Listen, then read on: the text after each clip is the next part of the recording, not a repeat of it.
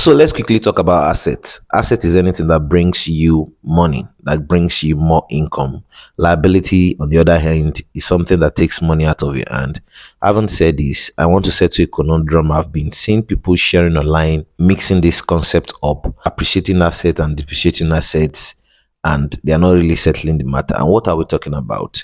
Give, for example, you have a car, and the car, you put it on rentage or you take it out for cab function like Uber, like Boat, and the rest, and it's bringing you income monthly. You can call that particular car an appreciating asset. That same can also be a depreciating asset when the incurred expenses on this car is much more than the income you're having on the car, right? So it's a conundrum. If you have a house, will you call that house an appreciating asset or a depreciating asset? In a layman's definition, that house is not bringing you money, so it's not on rentage. They will call it a depreciating asset. But I differ, because if you don't have that house you're living in, you will have to pay for rent somewhere else, right? So it depends on what you call appreciating asset and depreciating asset.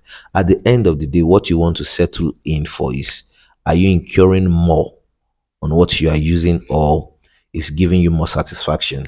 Take for example, if my personal car taking me to the office, I'm not taking anybody along the road. I'm not using it as a cab, taxi, or whatever.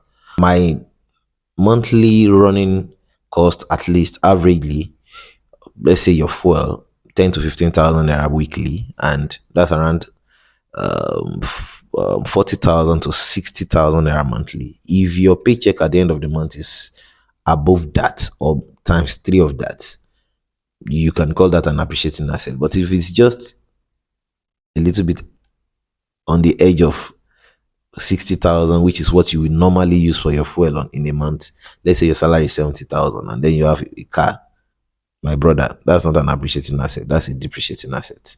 My name is Alukolid. See you on the next one.